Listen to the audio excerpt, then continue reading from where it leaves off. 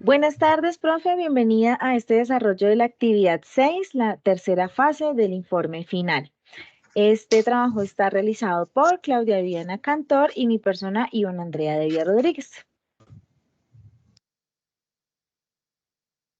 Bueno, aquí vamos a hablar un poco de toda la dimensión contextual, el tema que hemos escogido, la drogadicción y la prostitución, y los personajes involucrados, niños, niñas y adolescentes.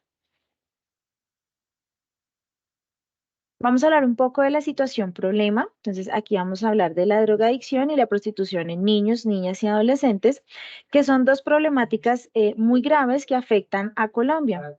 Estas problemáticas tienen un impacto negativo en el desarrollo integral de los niños, niñas y adolescentes y pueden conllevar a consecuencias graves como la deserción escolar, la violencia, delincuencia, incluso hasta la muerte. Vamos a hablar un poco de los factores que contribuyen para el desarrollo de la drogadicción y la prostitución en niños, niñas y adolescentes.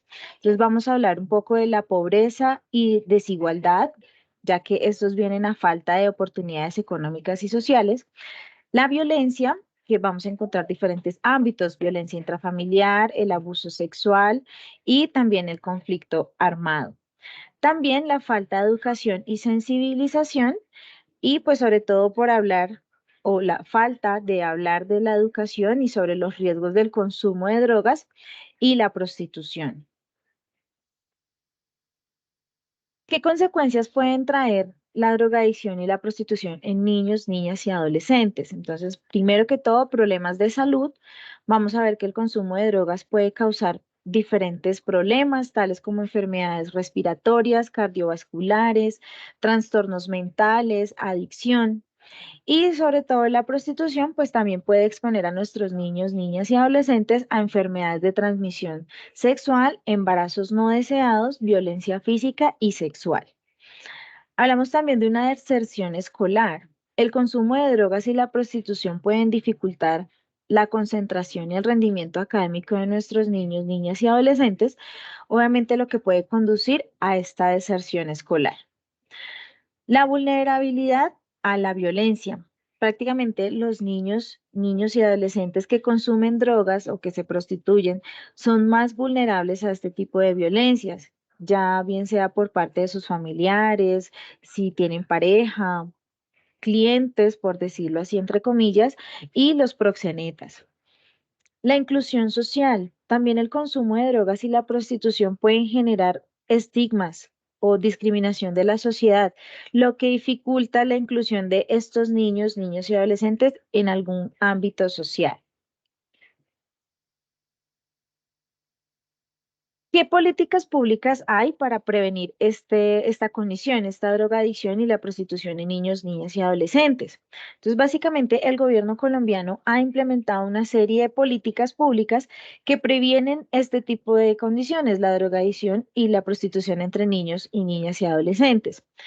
¿Cuáles son algunas de ellas? Entonces tenemos la Ley 1620 del 2013, que establece que el Sistema Nacional de Convivencia Escolar y Formación para el ejercicio de los derechos humanos, la educación para la sexualidad y la prevención y mitigación de la violencia escolar.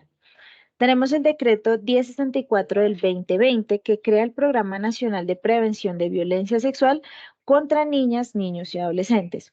Y también tenemos el Plan Nacional de Desarrollo 2018-2022, el cual incluye una estrategia para la prevención del consumo de drogas y la explotación sexual entre niños, niñas y adolescentes. Vamos a hablar un poco del marco conceptual. Entonces, básicamente, la teoría de los sistemas de Bertalanffy plantea que los sistemas son entidades complejos que están conformados por elementos que van interrelacionados. En el caso de la drogadicción y la prostitución en niños, niñas y adolescentes, esta teoría nos permite entender que estas problemáticas no son causadas únicamente por un factor, sino por la interacción de una serie de diferentes factores que se encuentran en unos niveles del sistema que vamos a ver más adelante. Por ejemplo, la pobreza y la desigualdad pueden ir aumentando esa vulnerabilidad entre los niños, niñas y adolescentes a la drogadicción y a la prostitución. Algunos de estos factores que pueden influir. Entonces tenemos los factores individuales, como lo son la personalidad, las habilidades, experiencias y las relaciones interpersonales. También vamos a ver algunos factores familiares, como lo son la estructura familiar, las relaciones familiares, las expectativas y pues los valores familiares. Hablamos también de unos factores comunitarios, como lo son las condiciones económicas y sociales, falta de oportunidades educativas y laborales y presencia de violencia y delincuencia. Y por último, vamos a hablar de factores culturales, como lo son los estereotipos de género, las normas sociales y las creencias que se tienen acerca de las drogas y la prostitución. Ya para adaptar estas teorías de Bertalanffy y Bronfenbrenner a la problemática, pues vemos que en Colombia la pobreza y la desigualdad, junto con la violencia, son factores que contribuyen a la vulnerabilidad de nuestros niños, niñas y adolescentes a estas problemáticas.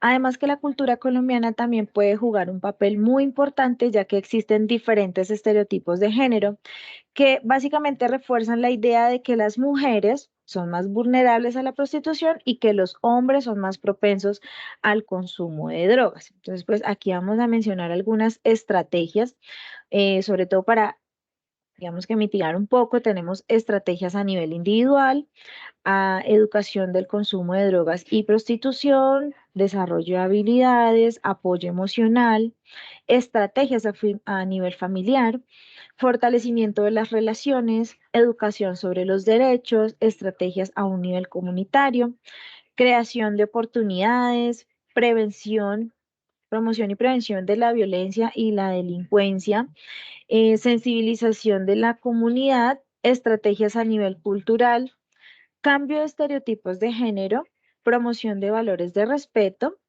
y la tolerancia e igualdad.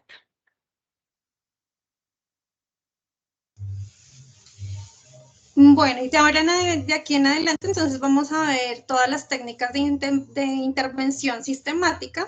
Una de las primeras técnicas de intervención serían pues este tipo de preguntas que son circulares, reflexivas o preguntas estratégicas que se pueden implementar en el momento que tengamos pues alguna de las sesiones con nuestros pacientes. Entonces digamos que en un ejemplo de una de las preguntas circulares, entonces que podríamos realizar en el momento de la consulta al paciente es que le preguntamos a los padres si están de acuerdo con lo que, pues digamos que en este caso está haciendo la otra persona.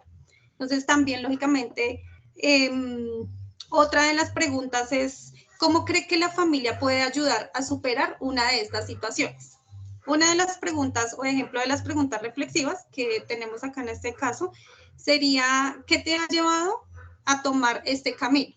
Entonces, digamos que todas estas preguntas que se hacen al momento de la consulta son, digamos que relacionadas en el caso de nuestro paciente con problemas de consumo de drogas. También en las preguntas estratégicas que se podrían hacer al momento de la consulta es que, ¿qué tal si cambias el mal hábito de fumar por alguna actividad física? Entonces, digamos que esto sería en el caso de que a la persona le agrade hacer alguna actividad física. Entonces, vamos a la segunda.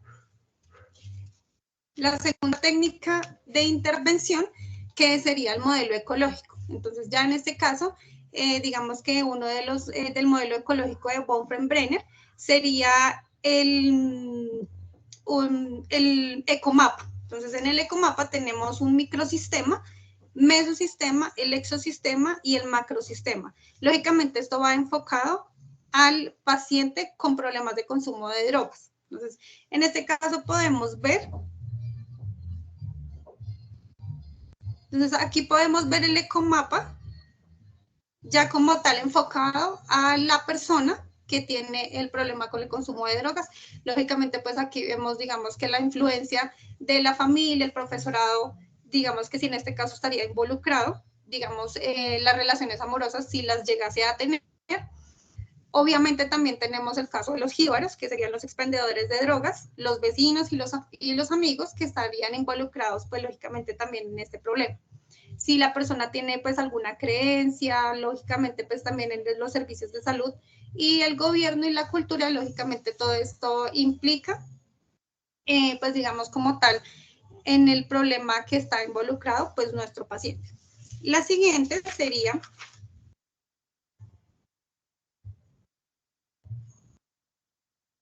Entonces, las siguientes serían las técnicas del desafío. Entonces, ¿cuáles serían las técnicas de desafío? Entonces, la técnica del desafío es escenificación, focalización y intensificación. Entonces, en esta técnica de escenificación, cuando tengamos a toda la familia reunida en una de nuestras sesiones, se les puede pedir a la familia que seleccionen un problema en específico, una pelea o una discusión. ¿Para qué? Para que cada uno de ellos escenifique un rol alterno al que asuman en la familia. Entonces, lo que se podría hacer, entonces, se les pide que asuman, ¿para qué? Para que desde la perspectiva del otro pueda ver, digamos, y pueda manifestar sus emociones y, lógicamente, pues también sus puntos de vista. La siguiente, que sería la focalización. Entonces, ya en este caso, se define el problema, se recolecta toda la información desde las diferentes perspectivas o puntos de vista del entorno familiar, se generan las preguntas circulares o las preguntas ya como las hicimos ahorita. ¿Y esto para qué? Digamos que para trabajar con toda la familia del adolescente o del menor que esté en el problema del consumo de drogas para identificar las necesidades que el adolescente tenga en el momento. Y la última, que sería la de intensificación. Entonces, la de intensificación, entonces se selecciona el aspecto de la dinámica familiar. Un ejemplo, se puede poner la sobreprotección de alguno de los padres. Se utiliza la técnica de exageración, se observa, se analiza.